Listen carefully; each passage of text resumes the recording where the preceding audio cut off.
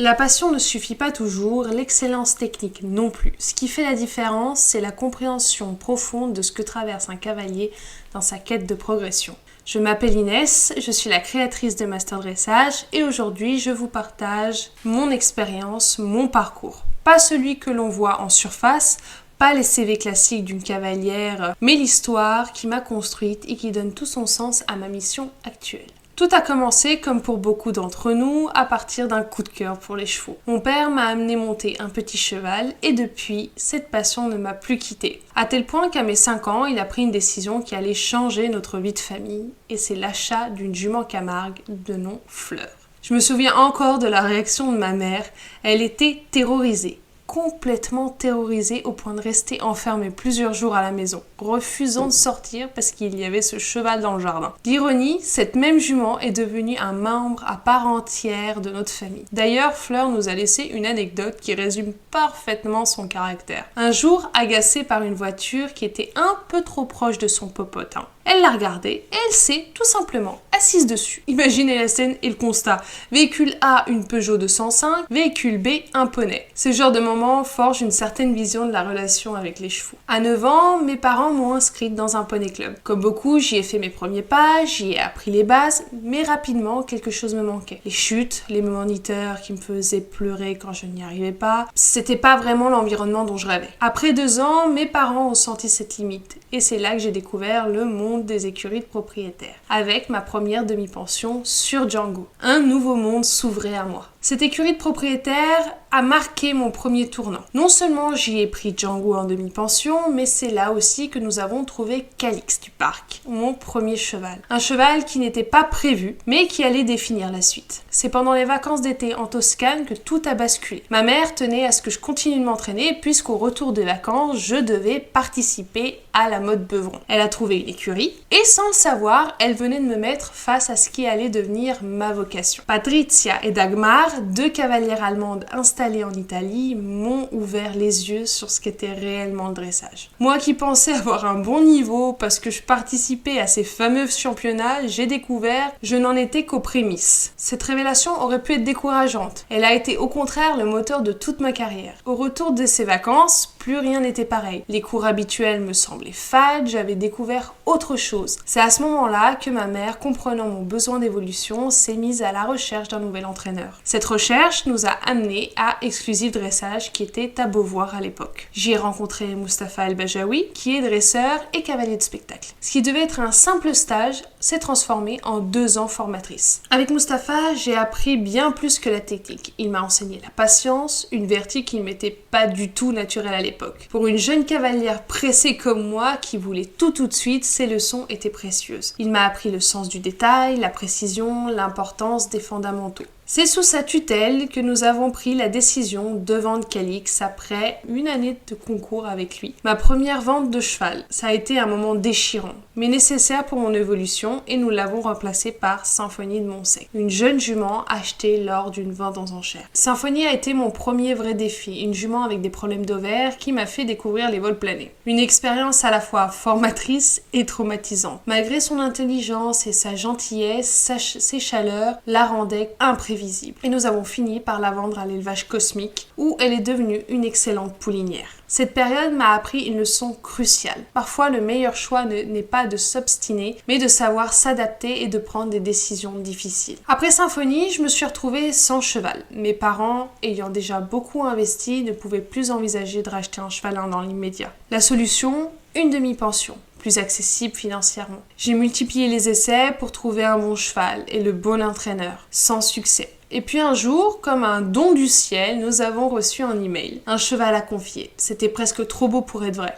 C'est ainsi que j'ai découvert le Chiappe à l'Isle-Adam, un lieu extraordinaire où l'on pouvait évoluer du niveau club jusqu'au niveau Grand Prix, côtoyant des cavaliers comme Julia Chevanne, Stéphanie Briocel et son mari, ainsi que Françoise. Mon premier essai avec Willow a été révélateur, j'avais pas du tout les codes. Je me souviens encore de ce moment assez gênant où je n'arrivais pas à l'arrêter, alors que sa propriétaire le gérait parfaitement. Pourtant, ils m'ont quand même donné ma chance. Cette chance venait avec ses conditions. La propriétaire, convaincue que je n'avais pas le niveau, voulait me maintenir en amateur 3. C'était, comment dire, une personne assez dure, mais pas dans le bon sens, pas dans le sens qui fait progresser. Je me sentais pas poussée vers le haut, mais plutôt rabaissée. C'est mon entraîneuse qui a insisté pour que je passe en amateur 2, et nous l'avons fait. Les journées où je savais que la propriétaire serait là devenaient une vraie source d'anxiété. J'ai commencé à développer une relation assez compliquée avec la nourriture. C'était subtil au début, mais les graines de mes futurs troubles alimentaires étaient plantées. Le Chiappe reste un endroit incroyable pour apprendre. Cette dualité entre écurie de propriétaire et écurie professionnelle en compétition créait une atmosphère unique. Je me mettais une pression constante. C'était à la fois constructif et destructeur. Je voulais tellement être comme eux, réussir comme eux. À notre premier concours à Auvers,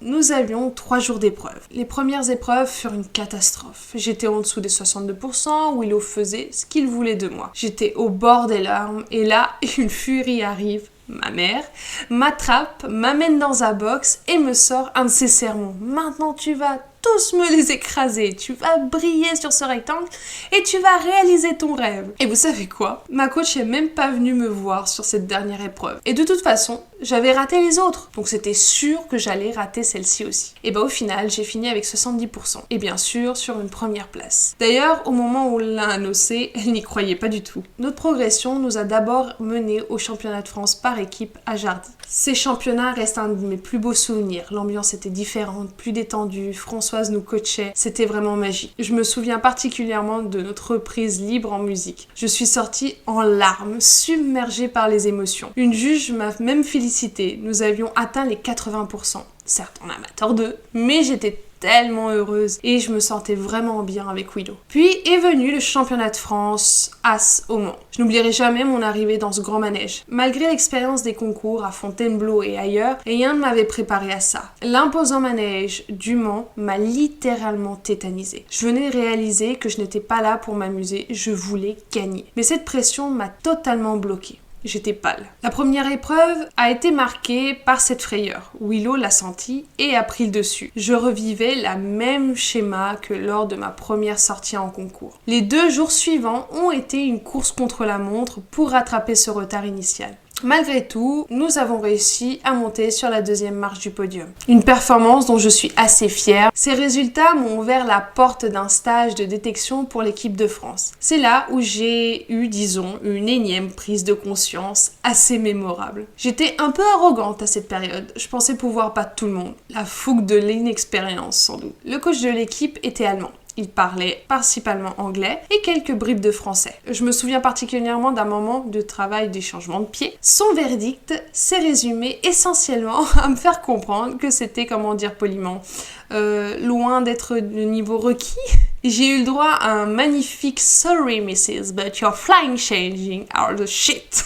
Désolée pour l'accent, mais c'était assez comique. Cette expérience m'a clairement montré qu'il me manquait des bases techniques pour passer au junior. C'était vraiment pas ça. Mais avec le recul, ce souvenir me fait vraiment sourire. C'est le genre de moment qui vous ramène sur terre et qui vous montre le chemin à parcourir. On a donc débuté la saison junior avec des bases techniques assez fragiles. Les résultats tournaient autour des 64-65. Sur le papier, c'était pas mal, surtout pour un début. Mais pour une saison de cadet à plus de 70%, cette baisse était difficile à encaisser. Surtout vu mon arrogance de l'époque. J'ai quand même réussi à me qualifier pour mon premier international à Saumur. J'étais tellement heureuse, j'entrevoyais mon rêve de championne. Mais malheureusement, la propriétaire n'était pas du même avis et a refusé que je participe. J'étais totalement effondrée. L'ambiance devenait de plus en plus pesante. J'en avais assez de la propriétaire, je m'en sortais pas, nos caractères étaient vraiment pas compatibles et je me sentais vraiment oppressée. Mes problèmes alimentaires s'aggravaient, ce n'était pas de simples soucis de poids, c'était vraiment un vrai problème de comportement. Avant même que nous apprenions la blessure de Willow, nous avions pris la décision d'arrêter. J'ai rencontré un autre entraîneur lors du dernier concours et finalement la blessure est venue confirmer cette décision. La rencontre avec Franck Portejoie marque un nouveau chapitre.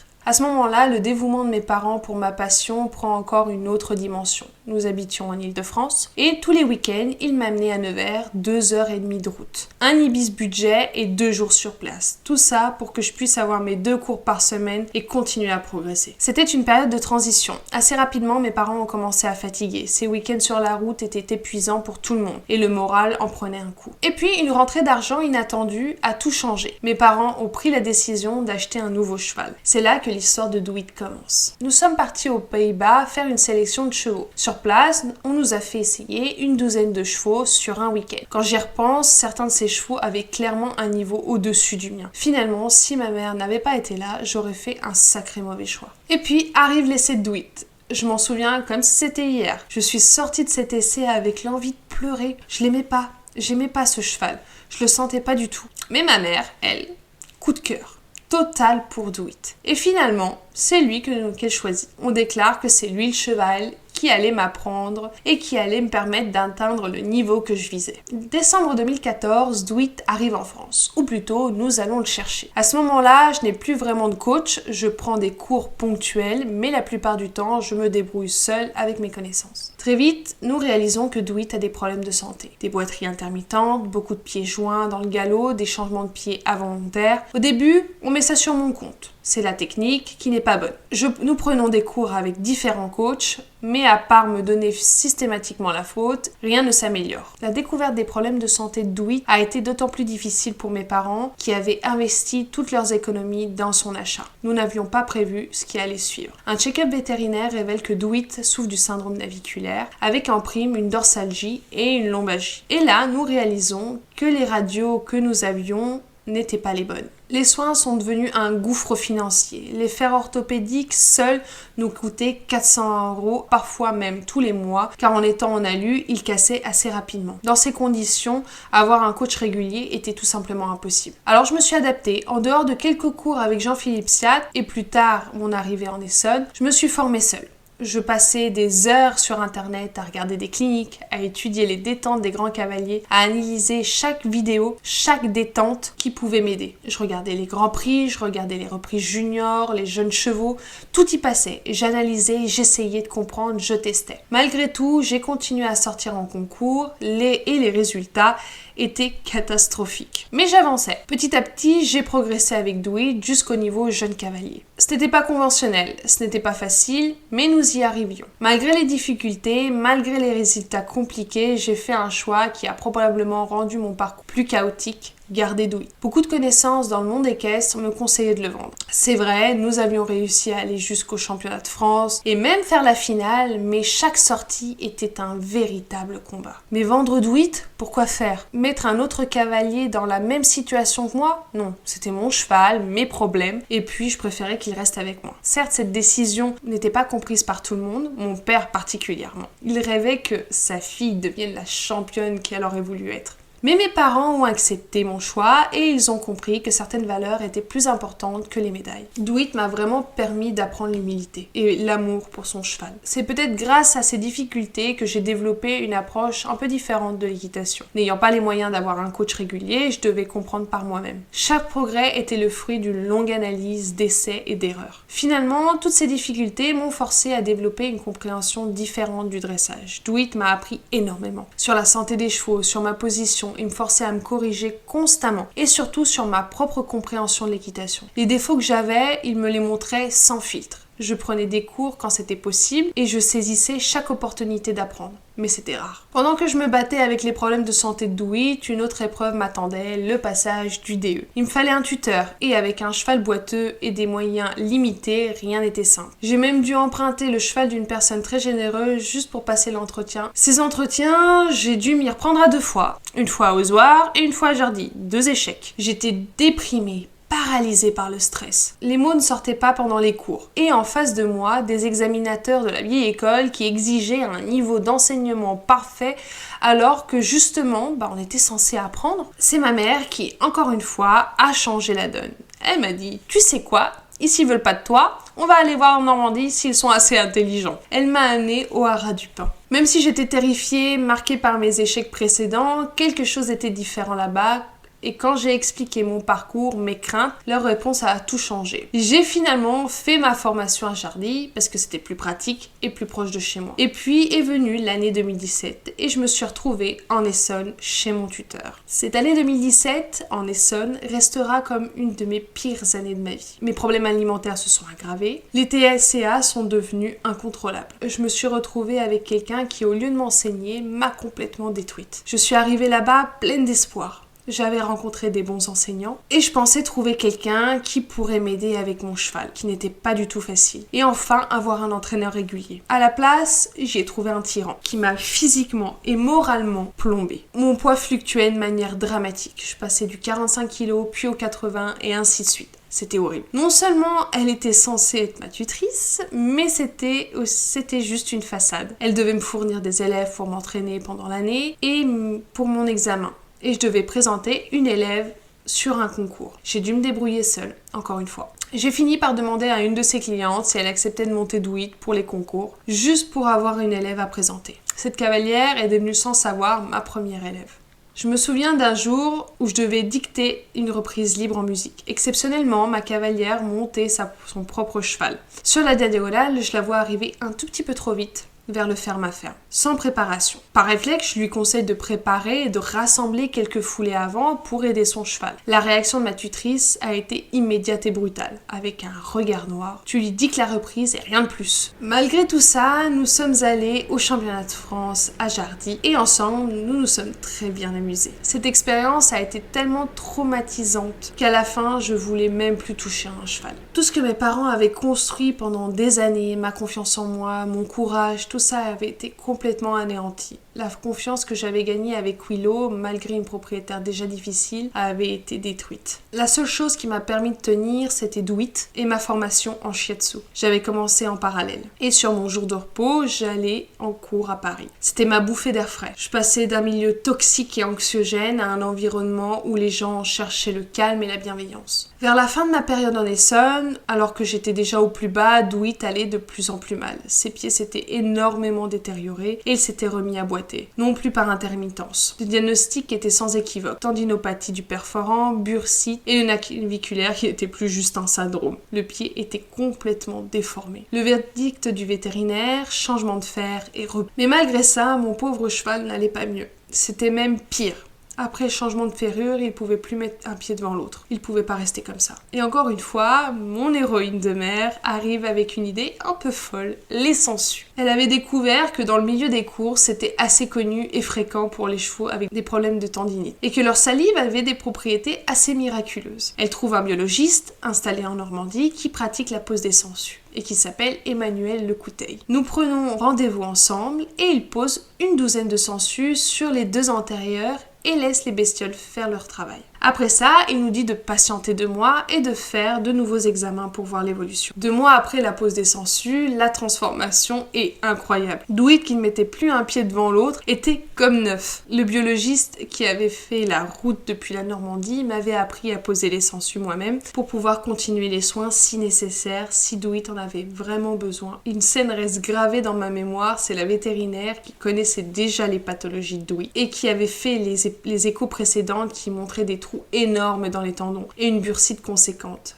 Commence avec faire l'examen avec sa grosse sonde. On la voit qui cherche, elle ne trouve rien. Elle demande une petite sonde à son assistante. Et encore une fois, elle cherche rien. Elle nous regarde perplexe. Il n'y a plus rien. Fionnette est entrée dans ma vie un peu avant le rétablissement de Do It. Même au milieu de tout ce chaos, j'avais ce besoin d'un cheval. Je voulais apprendre davantage, dresser un cheval moi-même. Ma dernière expérience avec un jeune, c'était Symphonie, et ça s'était vraiment pas bien passé. Et je voulais retenter l'aventure. Et Do It étant convalescent, je me retrouvais à pied. Ma mère, toujours et encore, tombe sur l'annonce de Fionnette sur Facebook. Elle était près de la frontière suisse. On en discute, on la trouve sympa, mais j'ai pas les moyens. J'étais pas payée pendant mon stage de DOE, donc je pouvais pas mettre de côté. J'ai alors contacté la propriétaire en lui proposant de me confier Fionnette pour la préparer et la vendre 1 an ou 2 ans après. Contre toute attente, elle m'a répondu « Venez l'essayer et on voit. Mon père décide de m'accompagner. C'était un long voyage et j'étais stressée. C'était la première fois où j'allais vraiment me comporter comme une professionnelle. Je monte la jument et là,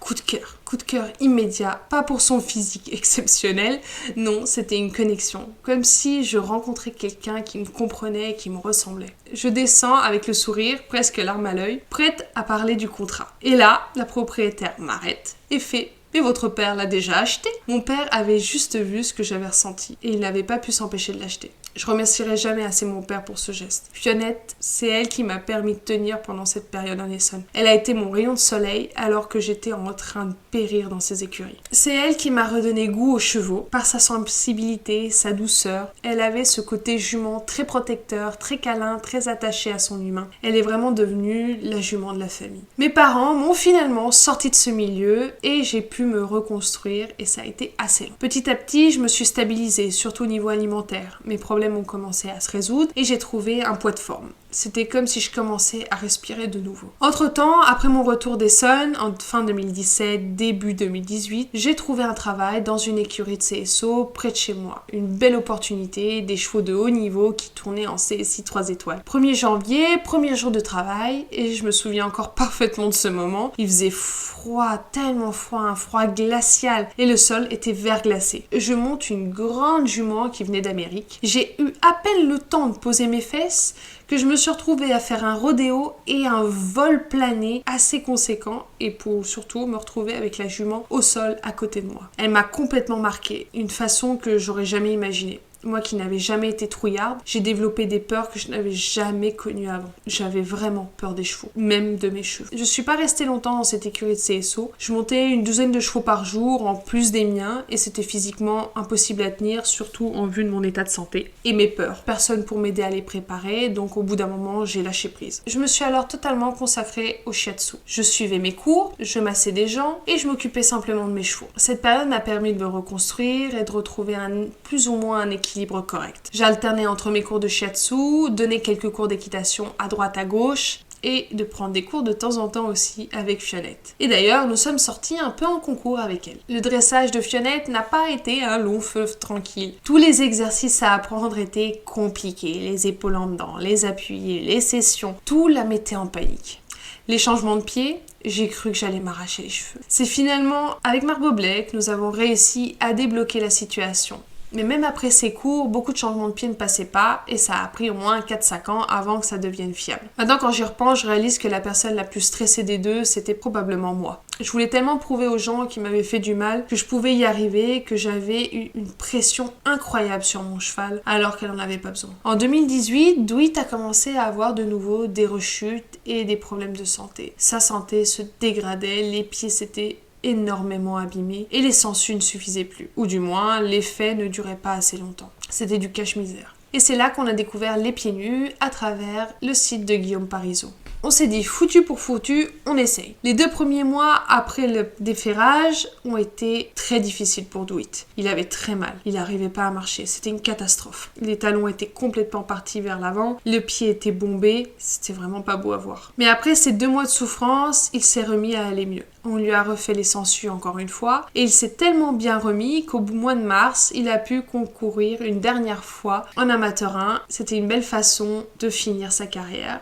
C'était en pieds nus et une moyenne de 65%. C'était ironique parce que on n'a jamais fait un aussi bon score en junior avec Douit. Cette dernière sortie, c'était ma façon de le remercier dans un certain sens parce que ce cheval m'avait énormément appris sur la santé équine, sur ma position, qu'il m'avait forcé à corriger, sur ma compréhension de l'équitation et sur mes propres défauts, que ça soit à cheval ou dans la vie de tous les jours. Pendant cette période, je continue majoritairement seule, parfois avec des entraîneurs, mais c'est très ponctuel, beaucoup d'autodidaxie. Et grâce à un crowdfunding, j'ai pu aller en stage en Allemagne pendant 2 semaines avec Johan Ruben à côté d'Aix-la-Chapelle. Et puis arrive le Covid. Le confinement change tout. Je peux plus monter, plus travailler mes chevaux, plus travailler avec mes clients, pas de salaire possible dans ces conditions. Alors je prends une décision à 23 ans. Je décide de louer ma propre structure près de chez moi à Coulommiers. Et c'est à ce moment-là qu'une de mes clientes me parle d'une jument à vendre. Une fille qui n'arrivait pas avec un cheval rétif, mais c'était une très bonne jument par millénium. Je me dis que ça pourrait être l'occasion de me lancer dans le commerce de chevaux et aussi de me challenger un peu. Je vais l'essayer et j'ai un coup de cœur. Elle arrive dans mes écuries en décembre 2021. C'était une jument qui n'acceptait ni la main ni la jambe et même que je m'assoie dessus. Au début avec Toto, le travail pendant l'hiver se passait étonnamment bien. Les problèmes de réactivité s'étaient réglés assez rapidement. Elle comprenait et elle acceptait. Je commençais même à envisager les cycles libres avec elle. Et il y avait bien quelques petites inquiétudes bien sûr. Une légère instabilité de tête, une asymétrie au postérieur, mais rien qui me semblait insurmontable. Je me disais qu'avec du travail, de la souplesse et des exercices, on réglerait ça. Et puis arrivent les beaux jours, et là, Toto littéralement devient un taureau. Je me retrouve à faire du bull riding en essayant de tenir le plus longtemps possible. La jument est méconnaissable. Elle redevient rétive à cause des chaleurs, alors qu'elle ne l'était plus du tout cet hiver. On essaye tout. Le gâtillier, l'huile médicinale, l'acupuncture, le shiatsu. Le seul produit qui donne un effet intéressant, c'est un produit NAF pour les juments aux chaleurs douloureuses. Mais même ça règle pas le problème. La jument est peut-être un peu plus docile, mais ça reste très compliqué. En parallèle, la gestion de la structure est épuisante. Les box à faire à la main, mon père qui vient m'aider à plus de 70 ans à tirer une brouette hyper lourde, les terrains en pente, les prises de bec avec la propriétaire pour l'utilisation des terrains, la carrière pleine de trous, le ménage pas droit. Dans ce contexte déjà compliqué, c'était pas possible. Mais je rencontre cette cavalière paradressage et nous nous lançons dans ce projet un peu fou des JO 2024. Elle met sa ponette chez moi, mais très rapidement, la DTN est claire, pas de poney pour ces projets-là. Elle achète donc un cheval, mais comme il n'est pas prêt, on décide de lui confier Fionnette. Et contre toute attente, Fionnette se révèle parfaite pour le paradressage, donnant d'excellents résultats. Mais pendant que ce projet avance, moi je me noie. Je n'étais pas guérie de mes traumas passés, toujours ces voix dans ma tête qui me disaient que je n'y arriverais pas, je me mettais des bâtons dans les roues toute seule. Et puis arrivent les championnats de France, et ce n'était pas que des championnats, c'était une détection pour les JO. On se retrouve dans une ambiance de concours international alors qu'on était à 1 ou 2 ans d'avance. Le stress était énorme, les critiques sur Fionnette pleuvaient. Elle mangeait pas assez, on voyait les côtes. Je réalise maintenant que mes problèmes de santé, mon rapport difficile à la nourriture se reflétaient sur elle. Elle vivait mes stress et mes angoisses. Elles ont fait les épreuves malgré tout, et quand ils ont vu Fionnette sur le rectangle, soudain, c'était une super jument. Elle devait être dans l'équipe. Ils l'adoraient. Mais moi, je pouvais pas. J'en pouvais plus. J'avais redécouvert le même environnement toxique que j'avais fui auparavant. Je pensais que le monde du para serait différent, que les personnes seraient plus humaines. Mais le stress de l'équipe de France, la pression, c'était trop. Je tenais plus. C'était pas possible. J'ai tout arrêté. J'ai repris ma jument, j'ai conseillé une autre coach à la cavalière et j'ai tout lâché. C'était soit ça, soit j'allais vraiment mal finir. J'étais sur les rotules. En plus de ça, j'avançais pas avec Toto, Douit était à la retraite, je le montais de temps en temps pour le faire bouger un peu et surtout, je prenais même plus de plaisir avec ma Fionnette. Fionnette avait été une lueur d'espoir dans ces moments, mais même ça, c'était devenu trop lourd. J'abandonne tout, je mets mes chevaux dans une pension et je me retrouve en burn-out pendant au moins 6 mois. Se lever du lit devient complètement impossible. M'occuper de mes chevaux, impensable. Encore moins les entraîner. Après 6 mois, je me retrouve un emploi dans un salon de thé. Il fallait bien que je gagne un peu d'argent. Et petit à petit, je recommence à monter mes chevaux. Mais différemment. Plus pour moi. Juste pour le plaisir. Je me mets sérieusement à la salle de sport. Mon corps change. Je reprends du muscle. Je me reconstruis physiquement. Et le sport a aidé mon équitation. J'ai fait de temps en temps une petite vidéo sur YouTube. Je continuais à progresser doucement avec Fionnette. Et j'ai fait un petit bonhomme de chemin avec elle. Tranquillement. J'étais toujours stressée, bien sûr. Je savais pas quoi faire de ma vie. J'avais l'impression d'être complètement perdue. Mais je continuais à m'informer, à travailler, sans pression cette fois. Et puis un jour, en décembre 2023, alors que je travaillais au salon de thé, je reçois un SMS. Une jeune personne qui me dit que ses employeurs cherchent désespérément un moniteur. Alors, au début, j'étais réticente. J'étais vraiment pas monitrice. Les cours collectifs, c'était pas mon truc. J'aimais le one-to-one, les cours particuliers, la technique. Et j'étais du genre, et je suis du genre, à être hyper exigeante sur une transition. Et je me suis dit, pourquoi pas. J'ai fait l'entretien, puis un essai, et il y avait beaucoup de travail. Pour me protéger, j'ai d'abord proposé un mi-temps, 25 heures. Je voulais pas m'épuiser, et surtout pas comme avant. On pouvait trouver un autre moniteur pour compléter les heures s'il le voulait. Cette année-là m'a complètement transformée. Je me suis retrouvée à enseigner à des petits-enfants, chose que j'avais jamais faite auparavant, à gérer des ados, des groupes de débutants, alors que d'habitude, je gérais plus des amateurs. Et en plus, il fallait composer avec une cavalerie qui était pas du tout adaptée à la situation et au club. Et vous savez quoi ? J'ai adoré. Je revivais tout simplement. J'étais au milieu d'enfants, d'ados, d'adultes qui voulaient progresser et se faire plaisir. J'ai même fini par demander un temps plein. Pas pour forcément gagner plus, mais parce que j'en voulais plus. Plus d'enfants, plus d'adultes, plus d'amusement, plus de cours. J'étais bien épanouie. Cette période m'a mis des pansements qui ont vraiment guéri mes plaies. Malgré tout ce bonheur retrouvé, suite à quelques événements traumatiques là-bas, j'ai fini par démissionner. Malheureusement, on trouve toujours des gens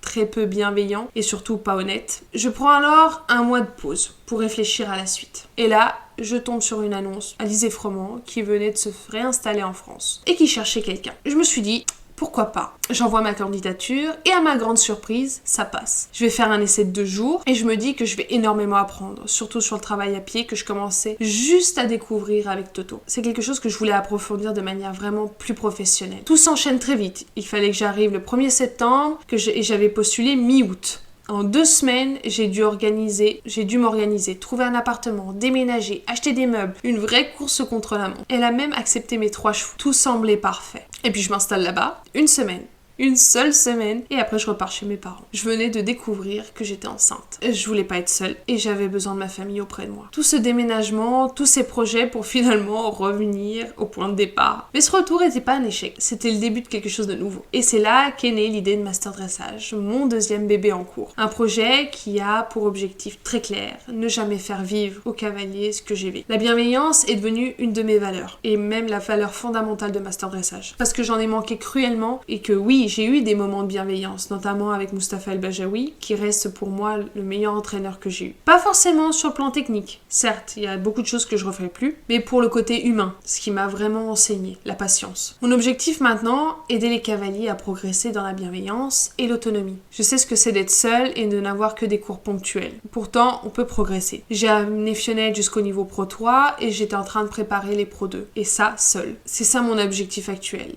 D'être là pour les jeunes qui n'ont pas forcément les moyens de se permettre d'apprendre et d'acquérir des techniques valables et de progresser. Et surtout d'y arriver plus vite que moi, sans mettre tout le temps que j'ai mis pour atteindre mon niveau. Je serai toujours honnête sur leur niveau, mais je ne les rabaisserai jamais, parce que personne ne mérite ça. On peut être maladroit, c'est normal, on est humain. Et puis, récemment, j'ai enfin découvert la vérité sur Toto. Une fracture datant de son époque pouliche qui explique toutes ces boiteries et surtout ses problèmes de comportement. Le diagnostic du premier vétérinaire était complètement à côté de la plaque. Et encore une fois, je me suis retrouvée face à un choix, la vendre ou la garder. Et comme pour Do It, je voyais pas l'intérêt. Mon cheval, mes problèmes. Sauf que Toto, étant une jument, j'avais une autre possibilité qui s'offrait à moi et surtout à elle, l'élevage. Donc, un nouveau projet se dessine, un tout petit mini-élevage en parallèle de Master Dressage. C'est peut-être ça finalement qui caractérise mon parcours, cette capacité à transformer les obstacles en opportunités. Master Dressage est né de mes difficultés d'apprentissage et maintenant les problèmes de Toto m'ouvrent les portes vers l'élevage. Il m'a fallu du courage pour vous partager cette histoire, mais si elle peut aider ne serait-ce qu'un seul cavalier à se sentir moins seul, à comprendre qu'on peut progresser même quand tout semble contre nous, alors ça en vaut la peine. Si mon parcours résonne avec le vôtre et si vous aussi vous cherchez une approche différente du dressage, mais surtout des connaissances techniques plus accessibles, plus humaines, inscrivez-vous à la newsletter de Master Dressage sur le site de masterdressage.net ou suivez mon compte sur Instagram Master Dressage. Vous pourrez suivre non seulement le développement des formations, mais aussi les aventures de manière générale et des conseils techniques. Parce que la connaissance technique ne devrait pas être un privilège, car c'est pour le bien-être de nos chevaux. Elle devrait être accessible à tous, quel que soit leur budget, leur niveau ou leur parcours. Parce qu'au final, chaque difficulté peut devenir une opportunité d'apprentissage. Merci de m'avoir écouté. N'hésitez pas à partager et commenter et racontez-moi votre parcours, je serai ravie de vous lire. Et surtout si vous êtes resté jusqu'à la fin parce que je pense que cet épisode de podcast va être très long. À bientôt et bonne progression.